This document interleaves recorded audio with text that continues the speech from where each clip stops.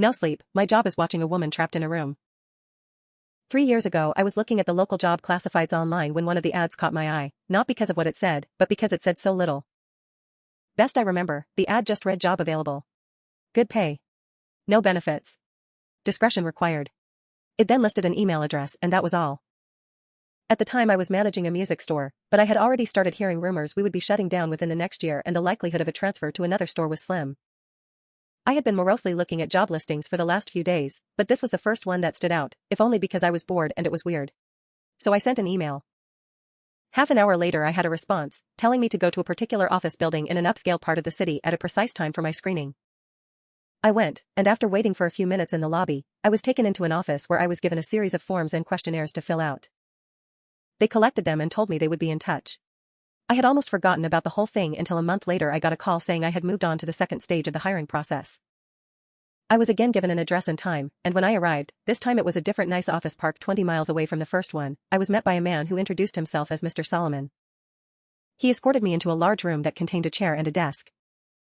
On the desk were 2 large monitors, a keyboard and mouse, and a bolted-down metal box with 2 oversized buttons on it, one red and one green. He told me this room was a model for the place I would be working if I took the job. He described the job as follows. I would be working 7 shifts of 6 hours every week. My job would be simple. I would arrive at work 10 minutes early and enter an outer area that was like a locker room. I would have my own personal locker. I would store all belongings in the locker and change into the provided work clothes. I was never, under any circumstances, to carry any item of my own into the surveillance room. I was never, under any circumstances, to take any item with me from the surveillance room. As for what I was to do in the surveillance room, I was told that the monitor on the left would constantly show a live stream from a high-definition camera in a remote location. My job was simply to watch the camera. Once an hour I would get onto the computer attached to the right monitor and enter a brief log describing anything interesting that occurred in the last hour. I would have no pens or pencils or paper, and I should never try to take any kind of written notes about the work. As for the red and green buttons, the red button was only to be used if there was an emergency. This meant something on the video or in my workspace that required outside help. The green button was to be hit if I saw something on the video feed that was particularly noteworthy. It would tell other people somewhere that, at least in my opinion, something interesting was going on.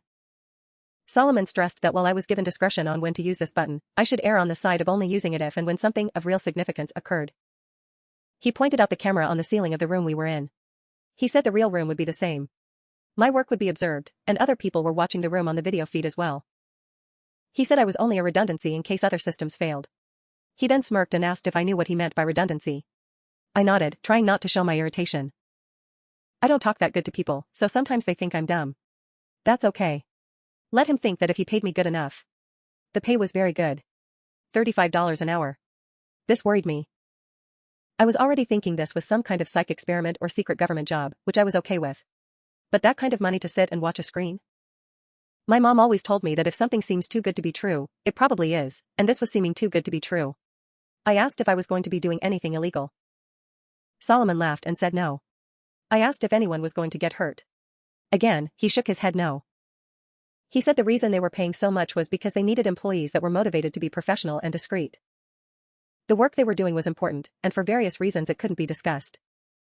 If I took the job, I would have to sign papers promising I would never discuss my work there or I could be sued or locked up. I'm only breaking that now because of everything that's happened. So I took the job, and because they wanted me to start right away, I had to quit the store with no notice. I felt bad about that, but I was excited about the new job too. It was a lot of money and seemed like easy enough work, if a bit boring. I was nervous that there was something more to it, but I told myself I would just have to see. No point in chickening out and wasting a good chance because I let my imagination go crazy. I was given the location of the job itself, and when I went there, I was amazed that it really was just like the model room I had been shown with only a few differences. There was a locker room you had to pass through to enter the surveillance room and there was a small bathroom attached to the real surveillance room also. The real room had a small water cooler in the corner, but because I wasn't allowed to bring anything in with me, I had to eat before or after every shift. The biggest difference, of course, was that the monitors were turned on. The right monitor was just a black and white terminal like you see in movies sometimes. I could type in my logs, but no internet to look at or anything like that. The left monitor. It was video from a room.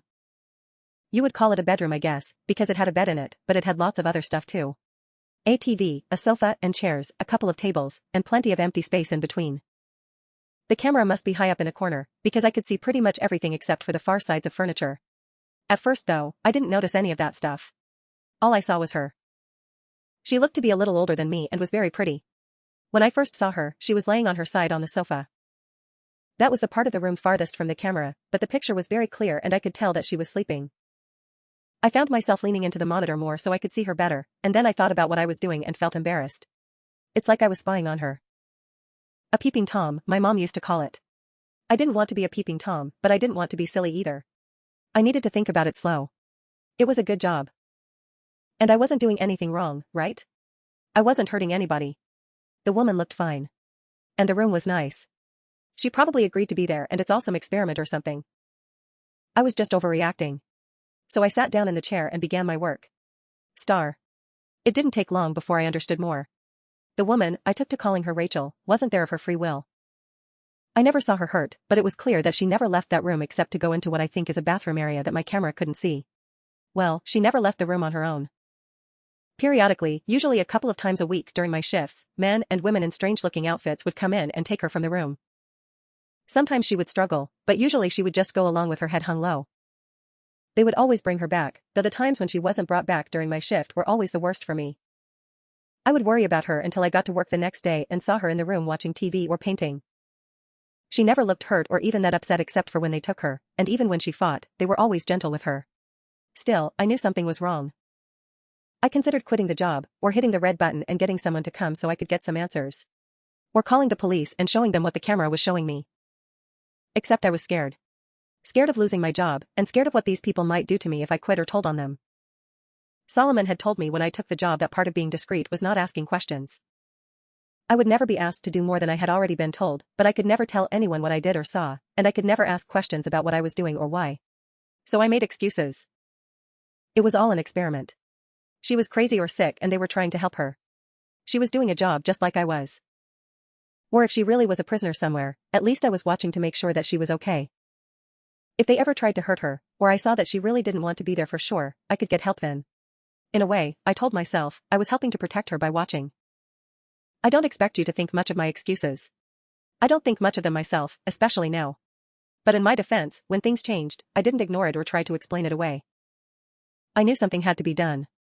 Rachel would usually paint for an hour or two every day, and it seemed to always be during my afternoon shifts. The room had no windows as far as I could tell, but I guess she either used a clock or her own body's time to keep to a kind of schedule.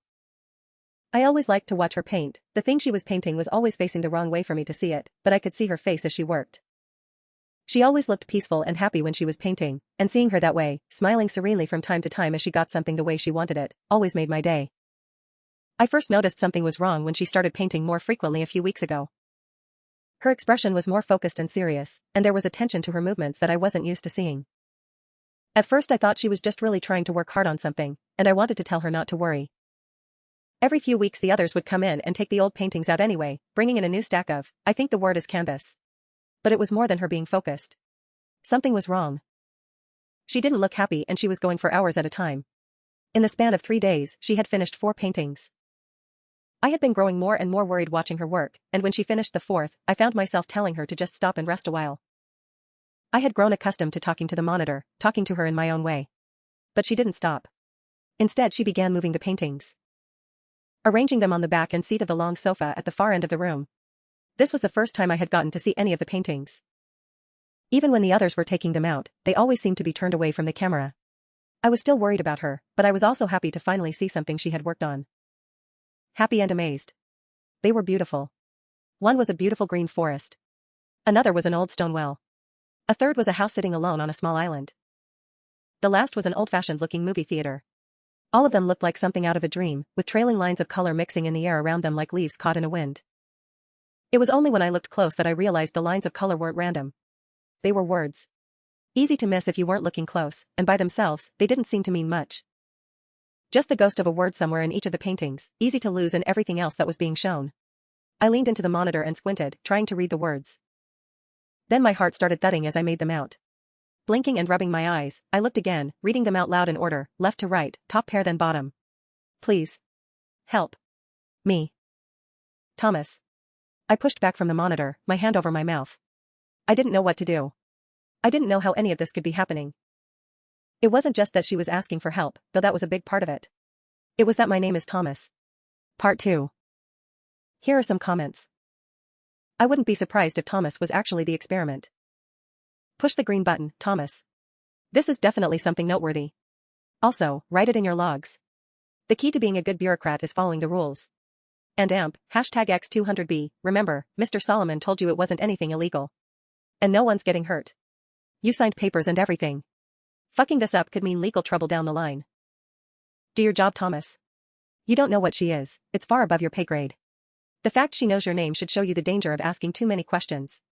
We have been watching and had so far found your performance adequate. We will be in touch, don't bother running.